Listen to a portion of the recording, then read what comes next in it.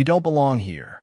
The words landed across the polished marble lobby of Ashford Pines Golf Club like a judge's gavel striking wood, sharp enough to stop conversations and quiet enough to make everyone listen. Richard Whitmore, the club's general manager, stood behind the reception desk with his arms folded and his expression fixed in the kind of certainty that left no room for questions. The late morning sunlight poured through towering windows overlooking perfectly trimmed fairways stretching across nearly 200 acres of rolling green hills. But suddenly the room felt smaller. Monica Hayes stood a few feet away, dressed in a simple black golf polo, white slacks, and clean golf shoes. No designer logos. No jewelry meant to impress strangers. No entourage. Just quiet confidence. She looked at Richard without flinching. Around them, members carrying expensive clubs and iced drinks slowed their steps. Some pretended not to watch. Others made no effort to hide it. Before we continue, where are you watching from? Drop your city or country in the comments below. And if you believe in dignity and justice, hit like and subscribe. These stories spark change, and we're glad you're here. Now, back to Monica Hayes. At exactly 10:14 a.m., she had walked through the club's front entrance alone. The morning air outside smelled of freshly cut grass and cedar trees. Inside, the lobby carried the scent of polished wood and old money. Ashford Pines was one of the most exclusive private golf clubs in the state, a place where membership waiting lists stretched for years and influence mattered as much as wealth. Monica approached the desk calmly and placed a membership card on the counter. "I'm here for my 10:30 tee time," she said. Richard barely glanced at the card before looking back at her face. Then came the sentence that changed everything. "You don't belong here." The room froze. Monica blinked once. Nothing more. She had heard versions of those words before. Different places, different voices, same meaning. Richard leaned forward slightly. "There must be some mistake," he added. "Members know the standards here." A few people nearby exchanged looks. One man smirked in his coffee cup. Another shifted uncomfortably. Monica rested one hand on the counter. "Run the card," she said. Her voice was calm, steady, impossible to read. Richard didn't move. Instead, he looked her up and down as though he already knew the answer to a question he had never bothered to ask. Outside, a golf cart rolled silently across the practice area. Inside, tension spread through the lobby like a gathering storm. Monica remained perfectly still, almost as if she had expected this moment before she ever stepped through the door. What nobody in that room knew was that she had come to Ashford Pines for a reason. And within the next hour, every assumption in that building was about to collide with the truth. Richard Whitmore tapped the membership card once against the polished counter, but still refused to place it near the scanner. The gesture was small, almost casual, yet it carried the weight of a decision already made. Monica Hayes watched him without changing expression. She had spent more than 20 years sitting across negotiating tables from executives worth billions of dollars. She had watched companies rise, collapse, merge, and reinvent themselves. She knew exactly what certainty looked like when it was built on facts, and she knew what it looked like when it was built on prejudice. Richard was operating on the second kind. Behind him, a wall-sized photograph displayed generations of club champions smiling beside silver trophies. The image was supposed to represent tradition. At that moment, it felt more like a warning. A young employee seated at a side workstation glanced nervously between Monica and the computer screen in front of her. Her name tag read Emily Carter. Monica noticed her eyes widen for a brief second after seeing something in the membership database. Before Emily could speak, Richard shifted his body slightly, blocking her view. "I think you should save yourself some embarrassment and leave," he said. "We can straighten this out later." Monica rested both hands lightly on the counter. "There is nothing to straighten out," she replied. "My tea time is scheduled. My membership is active. Run the card." The firmness in her voice caused several nearby members to pause. One couple standing near the clubhouse restaurant exchanged curious looks. Richard forced a smile that never reached his eyes. "People make claims all the time," he said. "This club has standards to protect." Monica noticed the word people. Not members, not guests. People. The distinction was not accidental. Outside the floor-to-ceiling windows, golfers practiced putting beneath a bright blue sky. Everything appeared peaceful. Inside, something very different was unfolding. What nobody around her understood was that Monica had not chosen this club randomly. For the last 6 months, complaints had quietly accumulated. Former employees, rejected applicants, and even a handful of members had described patterns that sounded disturbingly similar. Concerns were filed. Reviews were buried. Internal investigations somehow disappeared. Most executives would have sent attorneys, consultants, or auditors. Monica preferred to see things herself. That was why she had arrived alone. No assistance. No luxury vehicle waiting outside. No unknown cement. Just observation. Across the lobby, a tall member named Bradley Collins stepped closer, curiosity turning into confidence. "Richard, is there a problem?" he asked. Richard gave a short laugh. "Just a misunderstanding." Bradley looked directly at Monica. "Private clubs are not for everybody," he said. "Some people mistake access for belonging." A few heads nodded. Others looked uncomfortable. Emily lowered her eyes toward the computer again, her fingers frozen above the keyboard. Monica noticed the tension in her posture. The young employee knew something. The question was whether she would say it. Richard pushed the membership card back across the counter. "I'm going to ask one final time," he said. "Why are you really here?" Monica looked at the card, then back at him. Her answer came quietly. "That," she said, "is exactly what I came to find out." The silence after Monica's answer lingered longer than anyone expected. Richard Whitmore seemed irritated that she had not reacted the way most people would. He was accustomed to controlling conversations inside Ashford Pines. A raised eyebrow from him usually ended debates before they began. Monica's calm refusal to play along unsettled him more than anger ever could. Bradley Collins stepped closer to the reception desk and rested both hands on the polished wood surface. His expensive watch flashed beneath the clubhouse lights. "Richard is trying to help you," he said. "Sometimes people walk into places they are not familiar with and misunderstand how things work." Monica looked at him. "And how exactly do things work?" Bradley smiled. "Members belong here." The response earned a few quiet chuckles from nearby members. Monica noticed that none of them had asked a single question about her membership. None had requested facts. Their conclusions had arrived before the evidence. Emily Carter glanced nervously toward her monitor again. The membership profile remained open. The status clearly displayed active. Every authorization marker appeared valid. She swallowed hard. "Sir," she said carefully to Richard, "the account information is showing." Richard cut her off immediately. "I did not ask for your opinion." Emily fell silent. The interruption was sharp enough that several people nearby exchanged looks. Monica noticed the young employee's discomfort. She also noticed something else. Emily was not confused. She was afraid. Across the lobby, 2 golfers returning from the practice green entered through the side doors carrying their clubs. One slowed after hearing the tension in the room. The other whispered something under his breath, while watching Richard refuse to scan the cards still sitting inches away from the machine. Monica could feel the atmosphere changing. What had started as a private confrontation was becoming a public display. Richard apparently sensed it too. "Security may need to become involved," he said. "We cannot allow disruptions in the clubhouse." Monica raised an eyebrow. "A disruption?" Richard gestured toward her. "You are refusing to cooperate." For the first time, a few people looked genuinely confused. Monica had not raised her voice. She had not argued. She had not even moved from the counter. Yet somehow she had become the problem. Bradley folded his arms. "There is a public course about 15 miles from here," he said. "Maybe that would be a better fit." The words drifted through the lobby like smoke. Monica let the silence sit between them. Then she asked one simple question. "Based on what?" Bradley opened his mouth, but no answer came. Around him, several members suddenly found the carpet very interesting.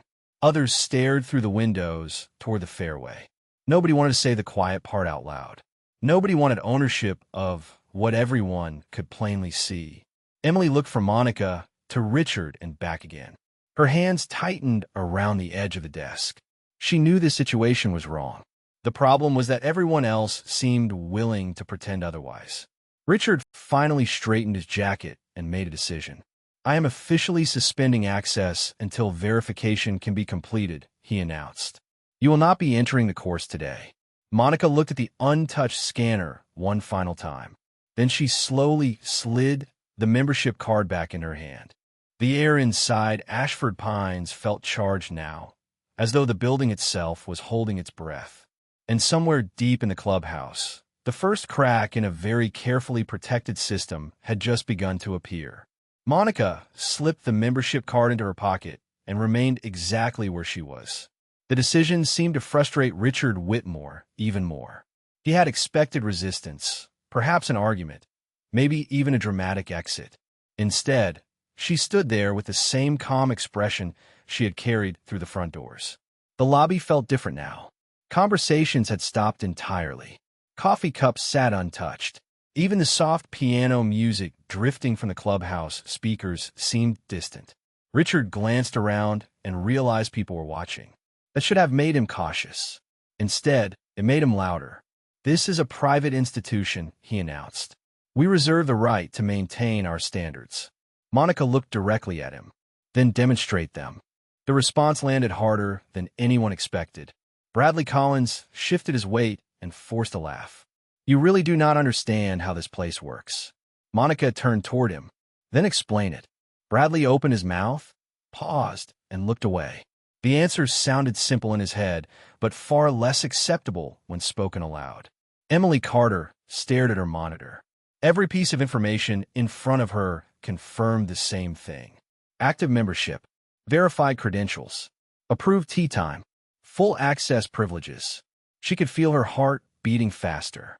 Richard was not making a mistake anymore. He was making a choice. Across the room, a middle-aged woman sitting near the restaurant entrance quietly asked her husband, "Why will they not scan the card?" He had no answer. Another member, standing beside the trophy display, folded his arms and frowned. The question was spreading. Monica noticed it happening. Doubt was moving through the room, one person at a time. Richard sensed it too. "Emily," he said sharply, "step away from the system." Emily hesitated. "Sir, the account is showing valid authorization." The room went silent again. Richard's jaw tightened. "That is enough." Emily lowered her eyes, but the damage was already done. Several people exchanged surprised looks. Bradley stepped forward, attempting to regain control of the narrative. "Computers make mistakes," he said. "Anyone knows that." Monica nodded slowly. "Interesting." Bradley frowned. "What is interesting?" "The fact that the computer is wrong, the membership card is wrong, the scheduled tea time is wrong, and somehow only you are right."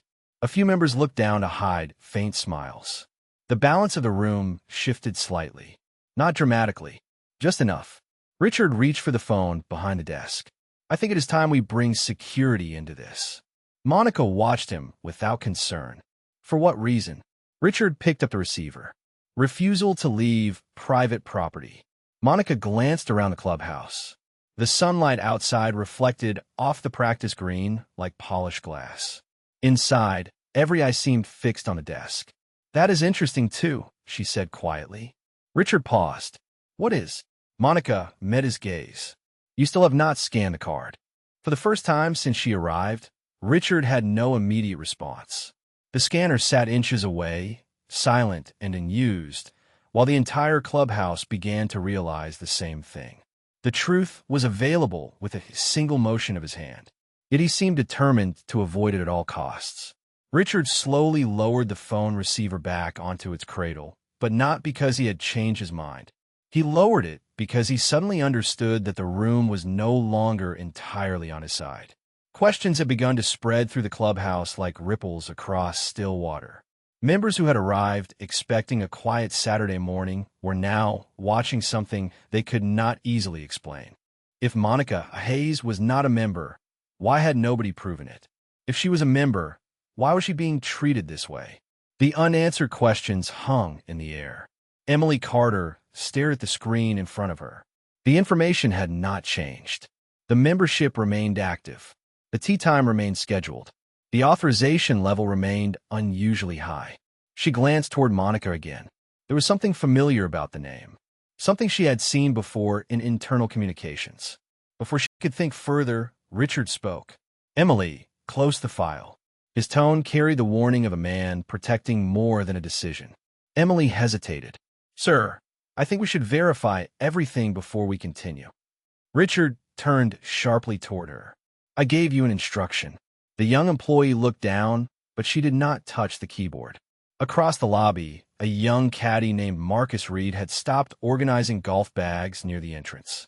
He was only 22 and had worked at the club for less than a year, but he had already learned an important lesson.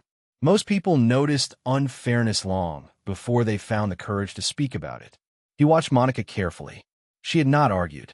She had not demanded attention. Yet somehow she remained the calmest person in the room. Bradley Collins seemed increasingly uncomfortable with the direction things were taking. Why are we still discussing this? He asked. If she cannot be verified, she should leave. Monica looked at him. Cannot be verified or will not be verified? Bradley frowned. The distinction landed exactly where it needed to. A few members exchanged glances. One elderly man, standing near the trophy display, quietly nodded to himself. The question exposed the problem everyone was beginning to see. Verification required effort. Assumption required none. Emily finally took a breath. The account is valid, she said. The words escaped before fear could stop them. Silence crashed across the clubhouse. Richard stared at her. Bradley stared at her. Several members turned toward her computer station.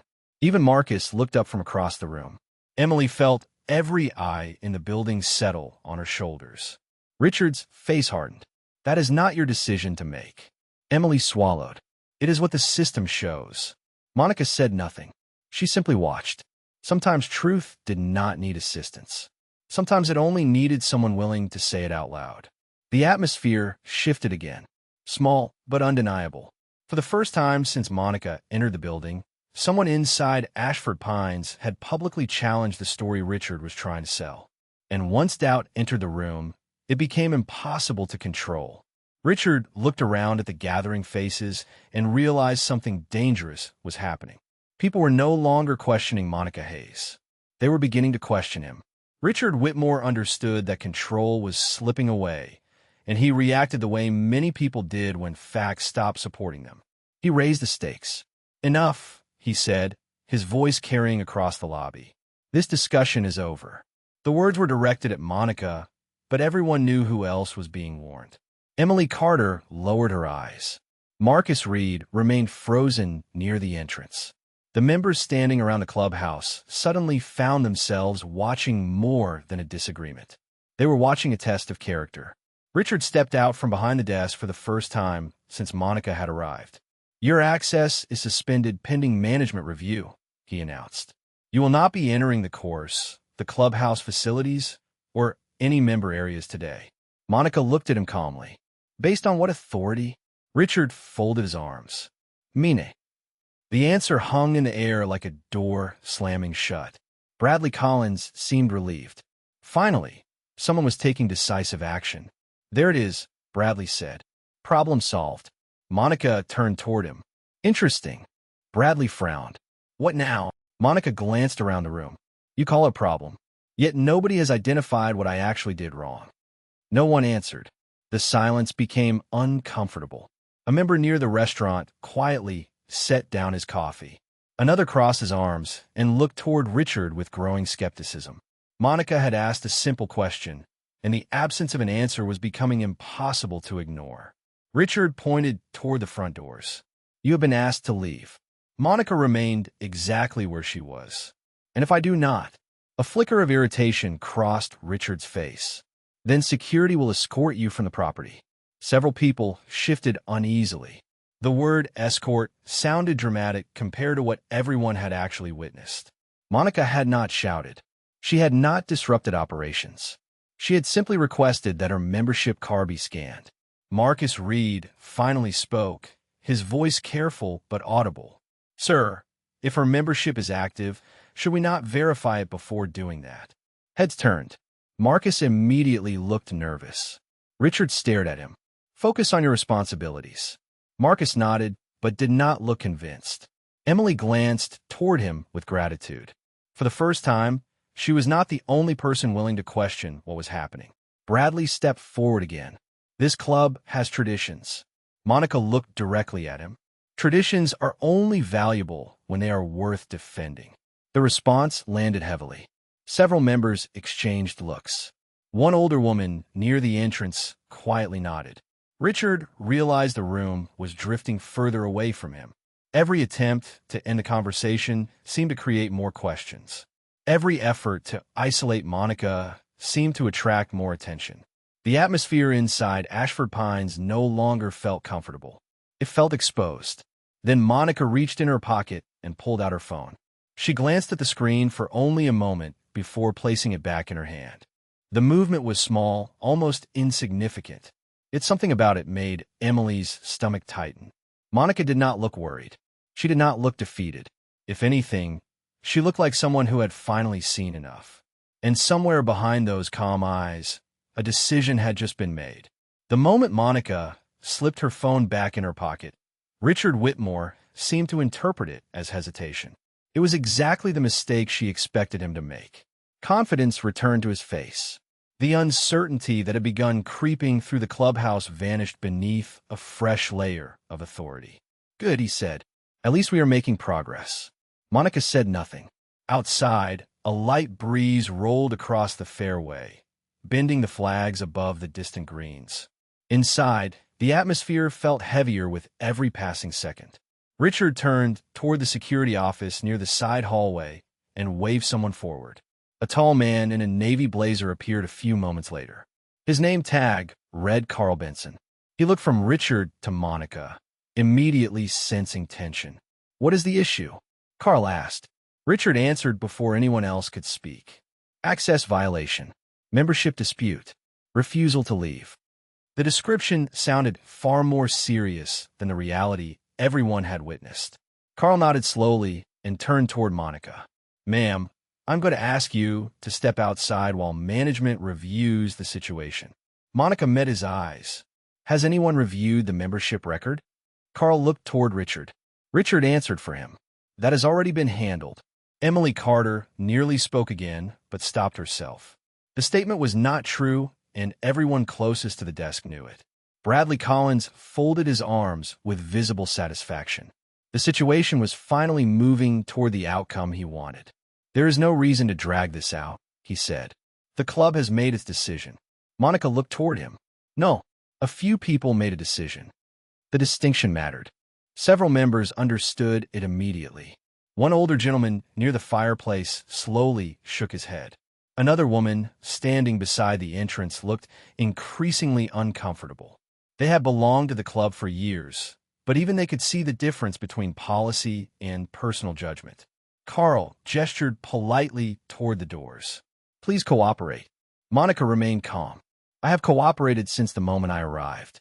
Carl hesitated. The statement was difficult to argue against. She had not disrupted anything. She had not caused a scene. She had simply asked for verification. Richard stepped forward. "You're no longer welcome here today." Monica studied him carefully. There was something almost fascinating about the certainty in his voice. The certainty of a man convinced the institution would always protect him. Convinced that tradition and authority were the same thing.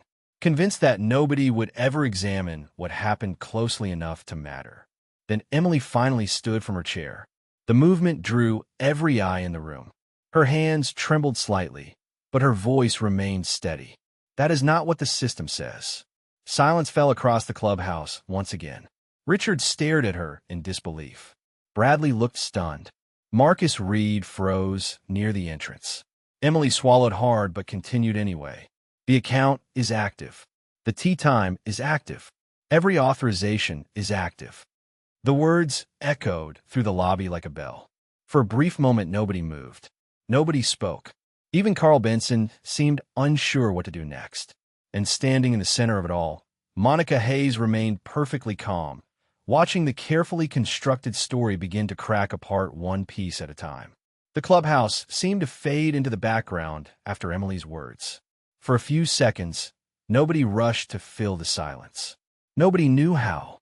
The truth had finally entered the room, and it carried a weight that was difficult to ignore. Monica Hayes stood quietly, but her thoughts traveled far beyond the polished floors of Ashford Pines. She remembered another clubhouse nearly 3 decades earlier. She had been 19 years old, working part-time while attending college. Every Saturday morning, she arrived before sunrise, helping prepare carts and clean facilities before members appeared. She remembered standing near a practice green one summer afternoon when a guest looked directly at her and asked if employees were allowed to walk in that area. Not because she had broken a rule, not because she was doing anything wrong, simply because he assumed she could not possibly belong there. The memory remained sharp. The embarrassment, the frustration, the feeling of becoming invisible and hypervisible at the same time. She remembered going home that evening and staring at her reflection in a small apartment bathroom mirror. She had promised herself something that night.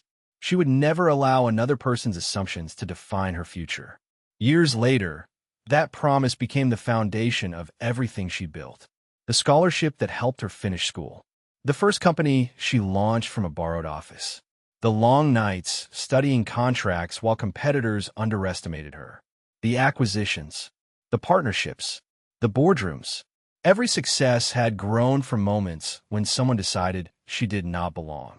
Back in the present, the sunlight pouring through the clubhouse windows painted long shadows across the floor. Richard Whitmore stood motionless. Bradley Collins looked increasingly uneasy. Carl Benson shifted his stance, uncertain whether he was witnessing a membership dispute or something much larger. Monica's expression never changed, but something inside her had settled. The anger that many people expected was absent. In its place was clarity. She had seen enough, not just today, enough across years, enough across industries, enough across countless rooms where appearance had been mistaken for qualification and assumptions had been mistaken for facts. Marcus Reed watched her from across the lobby. He could not explain it, but she no longer looked like someone defending herself. She looked like someone evaluating a situation. Emily sensed it too. The fear she had carried moments earlier began to fade. Richard finally broke the silence. "This changes nothing," he said, though even he sounded less certain than before. Monica looked at him calmly. "Actually," she replied, "it changes everything." The words were not loud. They did not need to be. The atmosphere inside the clubhouse had already shifted. People were no longer focused on whether Monica belonged there. They were beginning to ask a different question entirely. Why had so many people worked so hard to pretend that she did not? And as that question spread through the room, Monica reached in her pocket once more, glanced at her phone screen, and saw a message waiting for her. It contained only 3 words. "Everything is ready." Monica looked at the message for a moment before locking her phone and slipping it back into her pocket. Everything is ready. 3 simple words.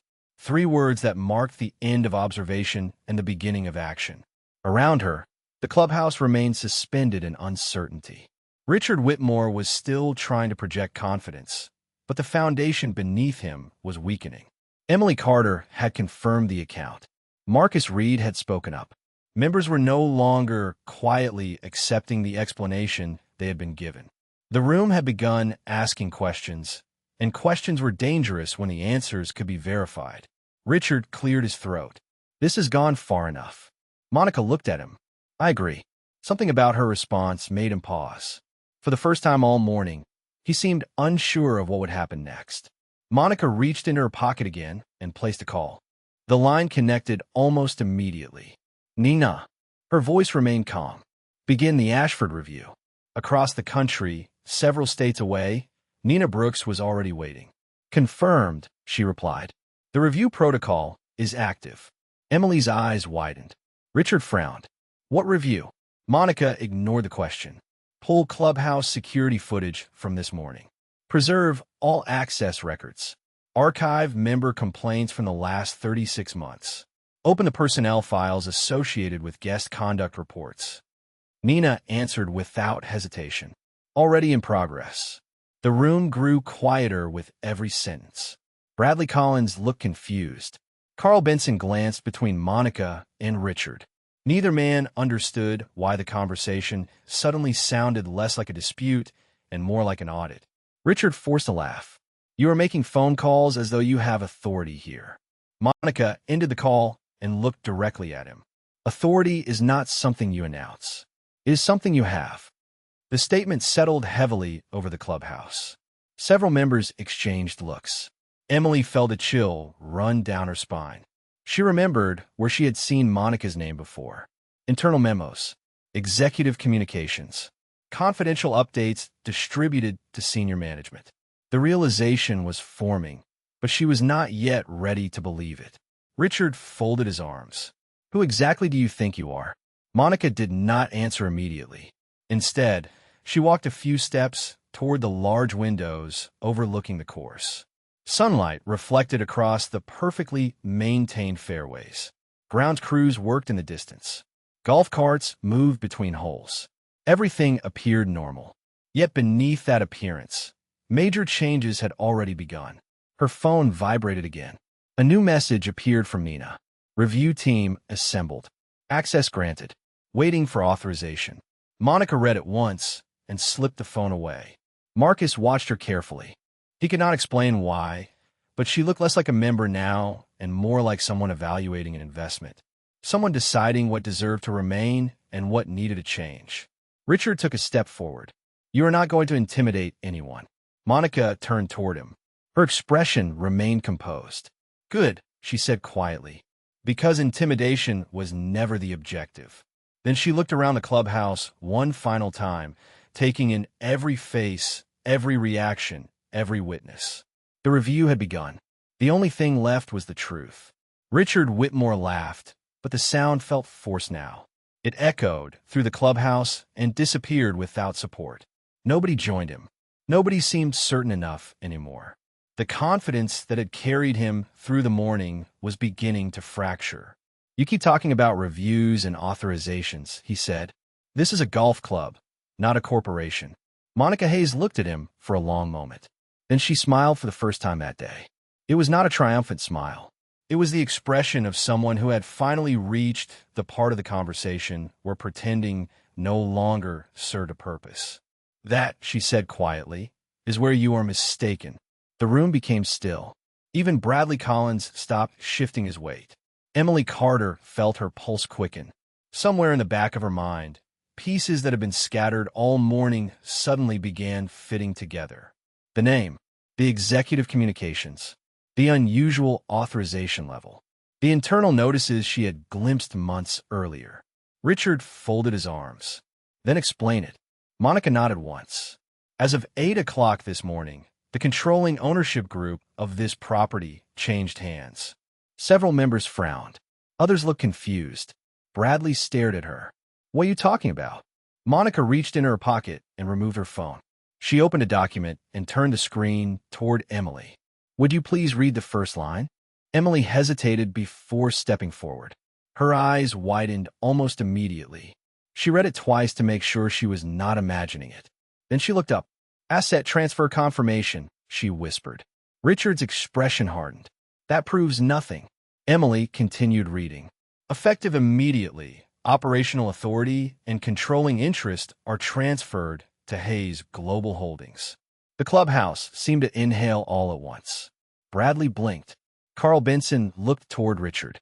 Several members exchanged stunned glances. Monica calmly slipped the phone back in her pocket. You asked who I think I am, she said. You should have asked who owns the company that now owns this club. Richard's face lost color. No. Monica nodded. Yes. The word landed with the weight of a closing vault door. Emily looked between them, realization fully arriving at last. Marcus Reed stood frozen near the entrance.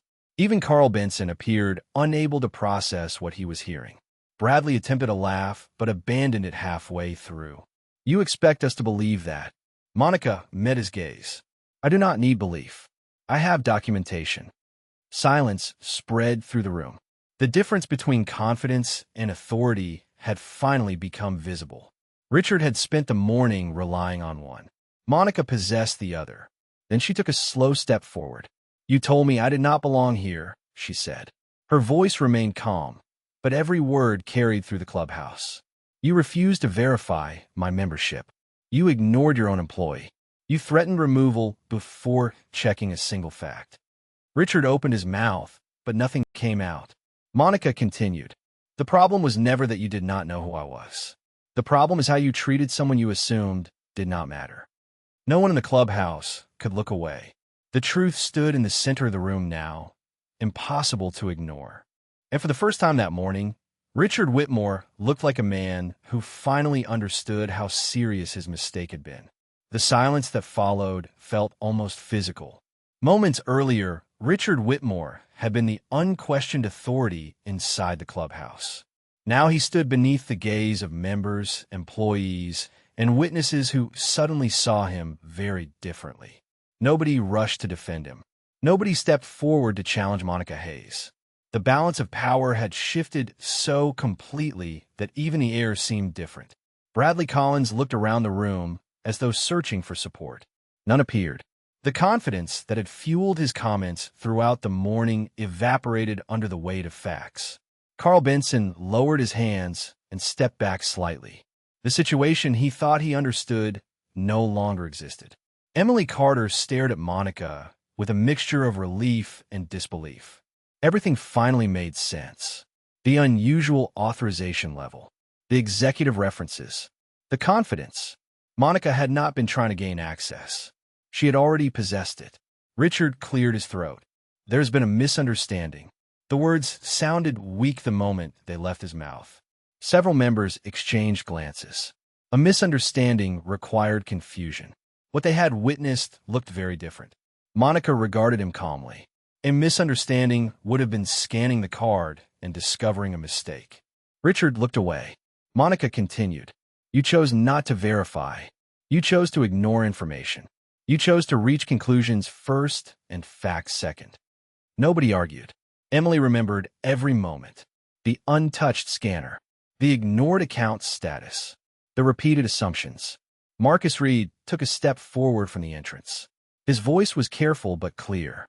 She asked for verification from the beginning. Heads nodded throughout the clubhouse. The statement was simple. That was what made it powerful. Monica turned toward Marcus and gave a small nod of appreciation. Then she faced the room. This is bigger than one conversation, she said. I did not acquire this property because of its buildings. I acquired it because institutions reveal themselves through culture. The way people are treated when nobody thinks it matters tells you everything. Several members lowered their eyes. Others looked thoughtful. For the first time that morning, the focus was no longer on Monica. It was on the system that had produced the encounter. Her phone vibrated again. A message from Nina appeared on the screen. Preliminary review complete. Multiple unresolved complaints identified. Monica read the message without reacting. She had expected as much. Emily noticed her expression change ever so slightly. Not anger. Confirmation. Richard seemed to recognize it too. Monica, he began, abandoning titles and formalities. We can discuss this privately. Monica looked directly at him. That opportunity existed an hour ago. The sentence landed harder than any raised voice could have. Around the clubhouse, members who had remained silent throughout the confrontation began speaking quietly among themselves. Questions spread from group to group. How many complaints had been ignored? How many members or guests had experienced similar treatment? How long had it been happening? Monica listened without interrupting. The room was doing something important. It was finally paying attention. And as the conversations grew louder and the reality became impossible to avoid, Richard Whitmore realized the problem was no longer whether he could explain his actions. The problem was that everyone had already seen them. The conversations spreading across the clubhouse gradually faded as Monica Hayes raised her phone one final time. Nobody interrupted her now. Nobody questioned whether she belonged. The room had moved beyond that. The question was no longer who Monica was. The question was what she was about to do. The call connected immediately. Nina. I am here, Nina Brooks replied. The review team has completed the preliminary findings. Monica glanced around the clubhouse. Richard Whitmore stood motionless. Bradley Collins looked as though he wished he could disappear into the floor. Emily Carter and Marcus Reed waited silently. Members gathered throughout the lobby listened carefully. "Proceed," Monica said. Nina's voice came through clearly enough that several people nearby could hear. 27 unresolved guest complaints. 9 employee reports that were never escalated. Multiple documented concerns involving selective enforcement of membership policies. 3 pending legal inquiries. The review team recommends immediate operational intervention. A wave of whispers moved through the room. Richard closed his eyes briefly. Monica was not surprised. She had learned long ago that cultures do not fail overnight. They fail one ignored warning at a time, one dismissed complaint at a time, one assumption at a time. Monica looked toward the large windows overlooking the course. Golf carts continued moving in the distance. Staff members worked unaware that the future of the club was changing with every passing minute. "Authorized Phase 2, she said. Nina did not hesitate. "Confirmed." Several phones throughout the management office began vibrating almost immediately. Emails arrived. Access reviews activated. Administrative notifications were distributed. The process had already begun. Richard's phone chimed, then chimed again. He looked at the screen, and the color drained from his face. Bradley checked his own device. Members around the clubhouse watched confusion transform into realization. Monica finally addressed the room. "Ashford Pines will suspend operations at the end of today." Silence followed. Even those expecting consequences seemed stunned. Monica continued. "The facility will undergo a full independent review. Personnel decisions will be evaluated. Policies will be rewritten. Every unresolved complaint will be examined. Every ignored report will be reopened." Richard looked up. "You are shutting down the club?" Monica met his gaze. "No, your decisions did that." The words landed with quiet precision. Nobody argued. Nobody could. The distinction was obvious now. Monica had not created the problem. She had uncovered it. Emily felt relief wash over her. For the first time all morning, the future seemed larger than the fear she had carried. Marcus smiled slightly. Several members nodded in agreement. Others remained silent, reflecting on everything they had witnessed. Monica's phone vibrated once more. Final authorization completed. She locked the screen and slipped it into her pocket. The decision was now irreversible. Richard stared across the clubhouse that had once felt completely under his control. Now it felt like a mirror reflecting every choice he had made. Monica looked around the room one last time. "Institutions survive when integrity matters more than appearances," she said. "The moment that changes, the institution has already begun to fail." No one responded. They did not need to. The truth had already spoken for itself. The clubhouse remained quiet long after the decision had been made. Some members slowly gathered their belongings. Others stood near the windows overlooking the course, reflecting on what they had witnessed. The afternoon sun stretched across the fairways, casting long shadows over the grass. Everything outside appeared unchanged, yet everyone inside knew something important had shifted. Monica Hayes walked toward the entrance at an unhurried pace. Nobody stopped her now. Nobody questioned her presence. The same room that had doubted her less than an hour earlier now watched her with a mixture of respect, reflection, and disbelief. Emily Carter caught up with her near the front doors. "Thank you," she said quietly. Monica stopped and turned toward her. "For what?" Emily looked back toward the reception desk. "For proving I was not imagining it. Sometimes people see something wrong for so long that they begin to wonder if they are the problem." Monica nodded. The moment good people start doubting themselves, bad systems become comfortable. Emily smiled faintly. It was a sentence she would remember for years. A few feet away, Marcus Reed approached as well. "I almost stayed quiet," he admitted. "I figured it was not my place." Monica looked at him. "Fairness is always your place." Marcus lowered his eyes for a moment, then nodded. The lesson landed deeper than any speech could have.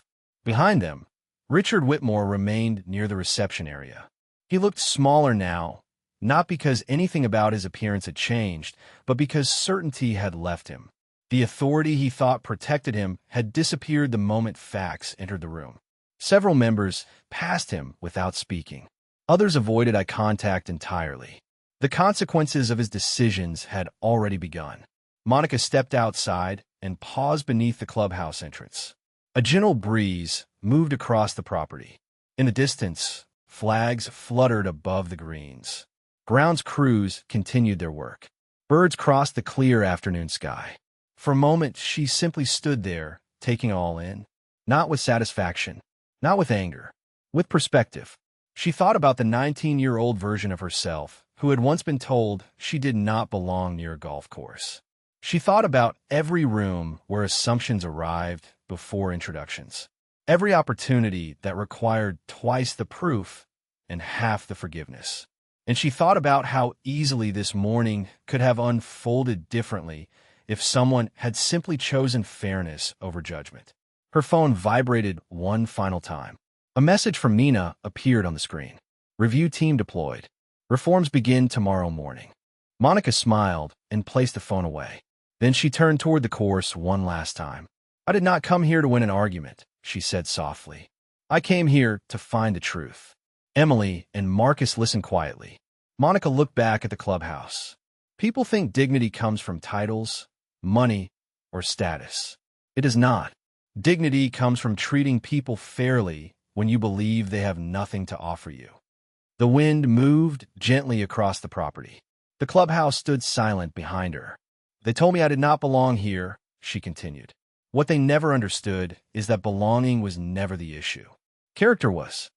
Then Monica Hayes walked forward beneath the afternoon sun, leaving behind a club that would never be the same again, and a lesson nobody who witnessed that day would ever forget.